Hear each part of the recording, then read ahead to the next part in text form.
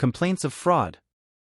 In March 2005, a woman entered a Wendy's restaurant and claimed that a dismembered human finger was in her bowl of chili. Her intent was not only to complain but also to sue. Fortunately, the fraudulent complaint was thwarted after the woman's litigious past was exposed. The following month, Las Vegas police arrested the woman for grand larceny. At the bottom of the barrel are fraudulent complaints. Ask any business owner and they'll confirm fraudulent complaints are the most disheartening because they reflect the worst of society, illegitimate complaints designed to exploit the business owner. I had to deal with fraudulent complaints almost weekly. A customer typos a price and some idiot thinks that they are entitled to a limo for $5 an hour versus the $50 per hour. You owe me or I will contact my attorney and sue. Yes, I'm sure you have an attorney. Good luck with that, champ. You're going to pay a lawyer $250 an hour to fight over a typographical error amounting to $45? Do you know what kind of idiot you sound like?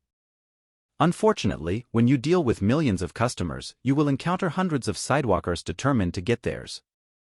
Yes, it can make you cynical because complainers intending to exploit are low-class frauds. When you drop a fly in your soup hoping to get a free meal, sorry, you're a crook. How do you deal with exploitive complainers? You respond once with grace, explain your position, and move on. Pick your battles. Bill Cosby once said, "I don't know the key to success, but the key to failure is trying to please everybody." I started my business with an overzealous passion to keep everyone happy. That soon proved to be insanity.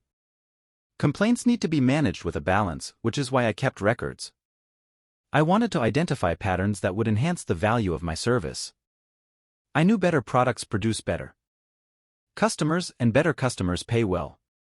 Nowadays it's easy to follow the complaints for your business.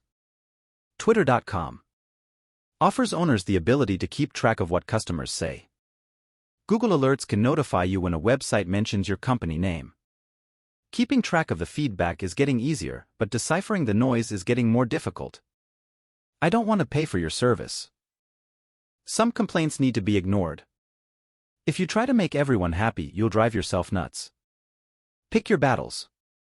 Solve complaints that add the most value while helping the most.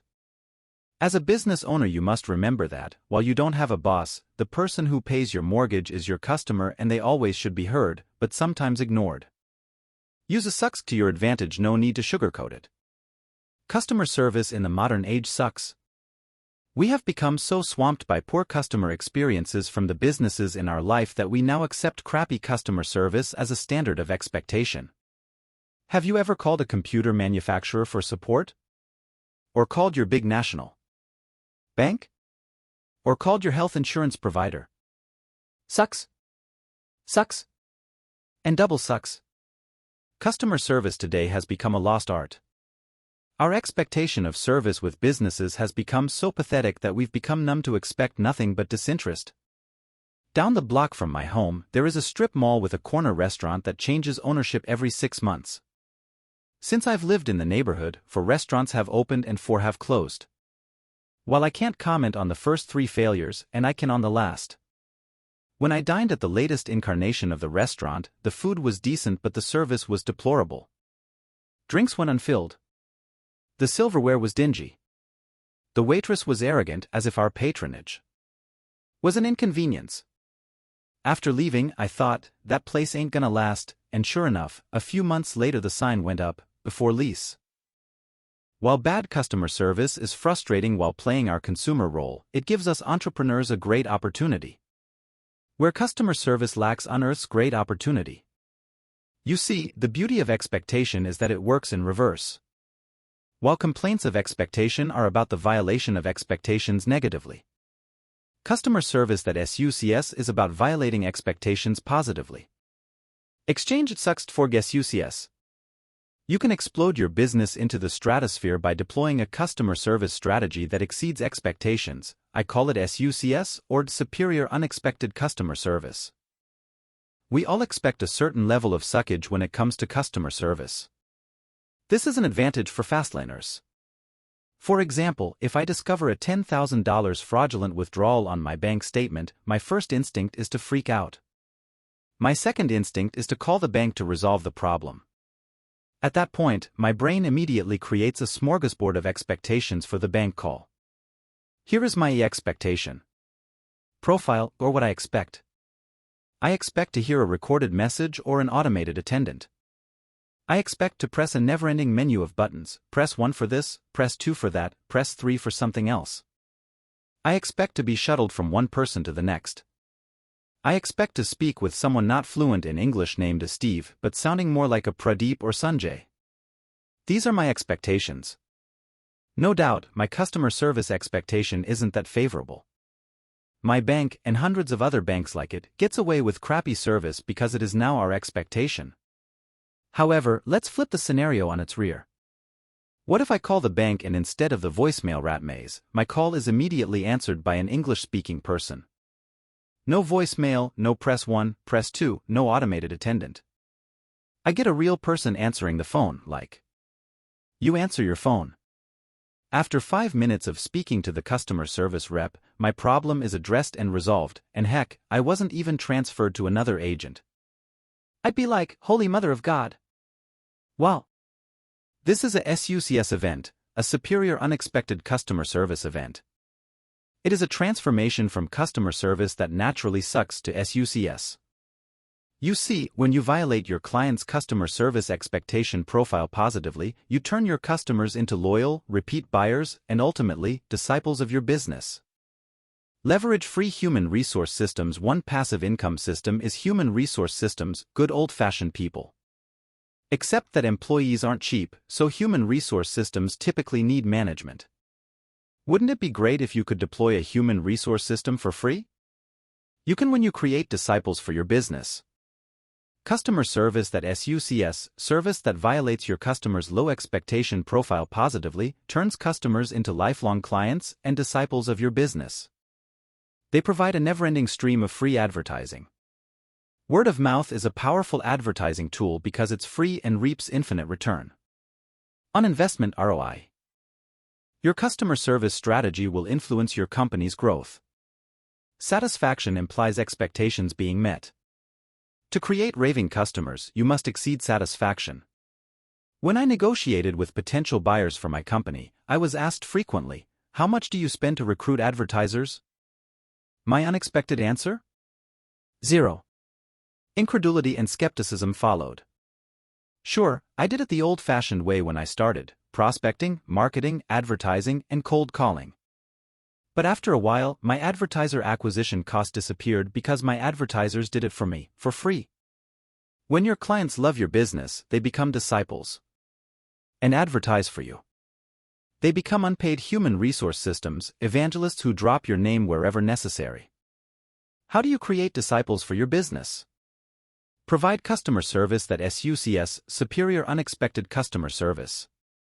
When you send an email to a corporation, how long does it take to get a real, human response? A day?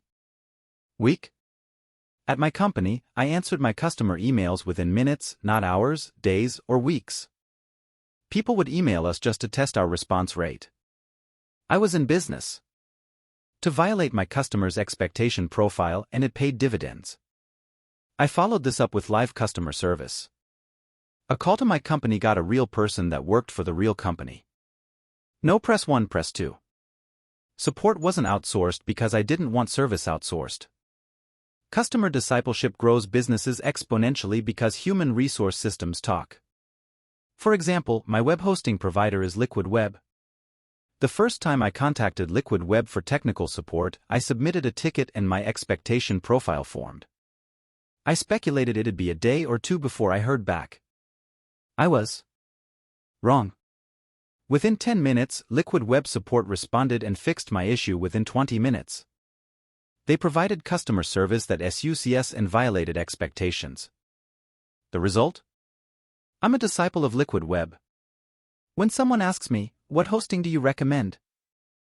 I confidently respond with a Liquid Web. I am an evangelic customer.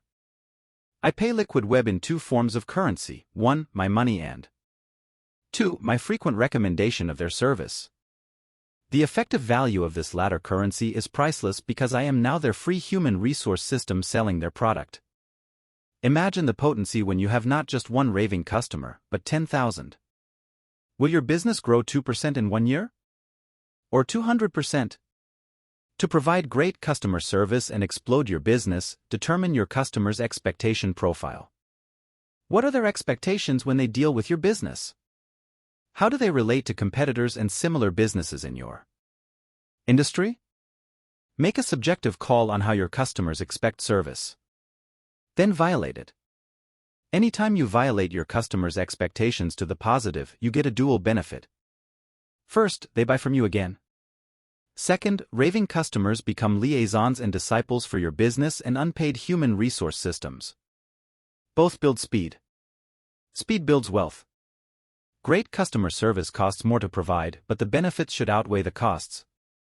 If more money were spent on pleasing existing clients rather than trying to find new ones, the average business would survive longer than 5 years. Unfortunately, business owners who seek money first and needs last often spend their advertising wad on the pursuit of new customers who aren't familiar with their uninspired and sucky customer service. It becomes a constant battle, like emptying a leaky boat with a bucket. Replace the old disgruntled customers with newer, oblivious ones. Violate customers' expectations.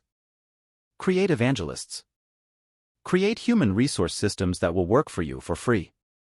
Attract money. Where are your loyalties? The greatest myth of business ownership is to be your own boss. Owners who live by that mantra eventually find themselves bosses of nothing, dead, bankrupted businesses. Success in business comes from making your customer the boss and the know. One stakeholder to your business. A stakeholder is defined as a person, group, or organization that has direct or indirect stake in an organization because it can affect or be affected by the organization's actions, objectives, and policies. Long-term business suicide occurs when you are your own selfish stakeholder and forsake your customer. Want to really know why customer service sucks? It's because business owners place their customers at the bottom of the stakeholder chain. Public companies are the worst offenders, as shareholders come first, Wall Street second, and executives third. Guess who sits at the bottom? You and I. My repeated, and often preached, motto to my employees was, "The customer pays your paycheck, not me keep them happy." You see, my stakeholder wasn't my selfish desires for fast cars and big houses. It was my customer, because I knew they had the power. My loyalty was with my customer. Yes, I had a boss, and the boss had the keys to everything I selfishly wanted.